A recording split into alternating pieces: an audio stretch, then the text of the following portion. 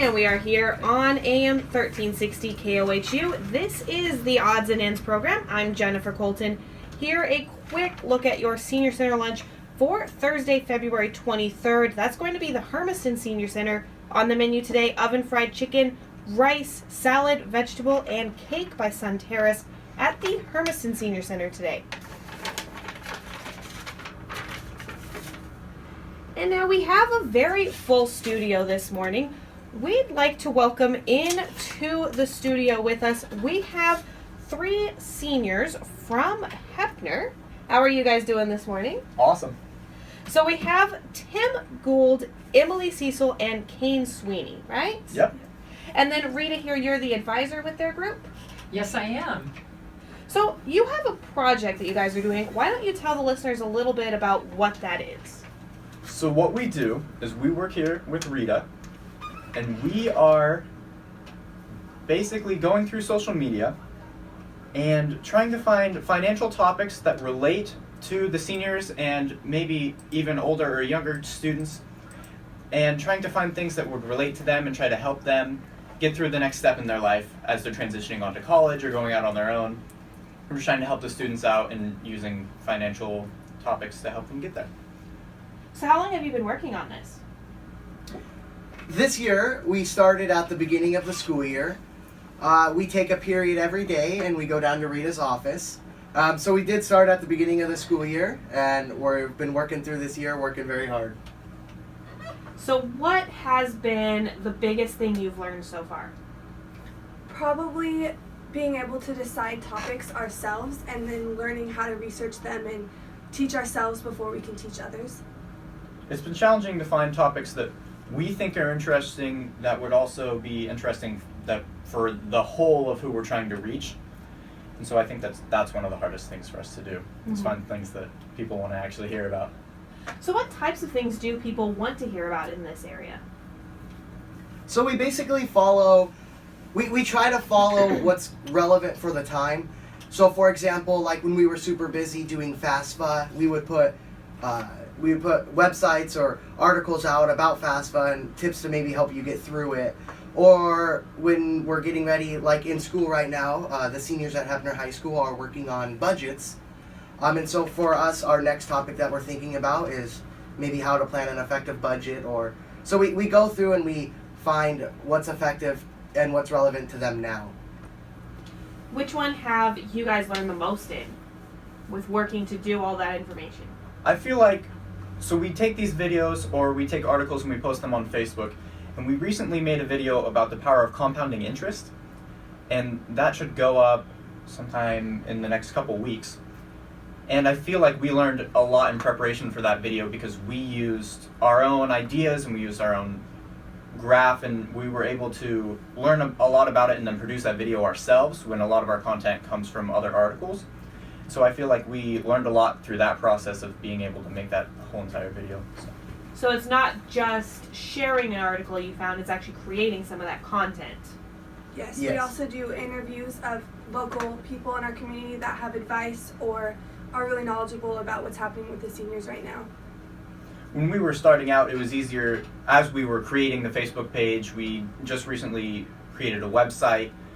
And as we were starting out, it was easier for us to share articles that other people had written. But now that we have kind of established ourselves and we've gained a following, I think it's really cool that we've been able to make our own content and talk about the things that we want to talk about and things that affect our community in general. Mm-hmm. So Rita, where did the idea for this come from? Actually, I have, throughout my career, my clients have always, and they seem to end a conversation with, gee, I wish I learned this when I was younger. Mm-hmm. And most of my clients, I do primarily retirement planning. So I'm working with people that are in their 50s, 60s, and of course at that point they have children and grandchildren, and they're concerned. They always convey the concern. I really would like to get this in front of my child or my grandchild. And Rita, why don't you do that? I'm going, yes, that sounds like a great idea. How do we do this? So working with one of the local teachers at Heppner, Petra Payne, the idea just came up, and I said, hey, why don't we use social media? This is the way they communicate, and I'm not an expert, but they are. So let's see if we can get a team who's interested, and they know what they need, and they know how to communicate effectively with their peers, and let's try it. And so the school, the administration said, sure, this sounds like a great idea. So they created a work experience class. And we selected 3 students that were interested and were willing to, go the extra, because it's extra work. And it's different, it has to fit into, they actually have to leave, come down. It's like a daily thing. And they have been absolutely phenomenal. And we have done more than I ever envisioned. It's just been great. It's been a really good experience. So let's see. Emily, what made this interesting for you? Why did you join this experience? I am interested in marketing for a career, so I'm planning to go to school for it next year.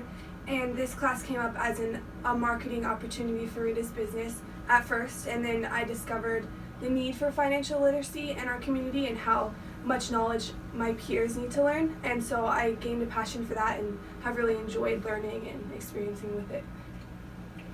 And Tim, what about you? When I first heard about this project, I heard that some of my good friends were doing it, and so I was pretty excited. At first, we're all pretty much experts in the social media range, and I do pretty good on editing videos and stuff, so we thought that we'd make a good team.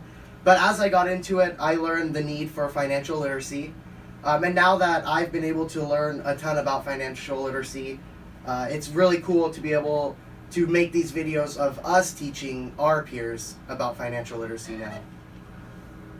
So what is financial literacy? I would say financial literacy is being able to know and understand financial topics so you're able to better yourself and what you want to do with finances in your life. If you have a stable understanding of finances, you'll be able to have more opportunities in life, and you'll be able to not have to live paycheck by paycheck, and I feel like the more people know about that, the better. So why is this a good age range to learn about all of that? We're all just starting out in life and planning for our future. We haven't had any time to mess up or do anything great yet, so if we learn all the good stuff now, then we'll be better off in the future. So you won't go to college, get your first credit card, and immediately max it out, right? Exactly, yeah. You can only hope, huh? So, and Kane, I guess I kind of skipped you around a little bit there. Why did you join this class? Well, I'll just reiterate what they said, really. I feel like I was, going into my senior year, I was stressed out about what I was going to do, how I was going to pay for everything, college, living on my own, and that was really scary to me. And I feel that if I'm able to help some kids that might be in my position, that's the best thing that I can do. And if I could do something to help that I would do everything in my power.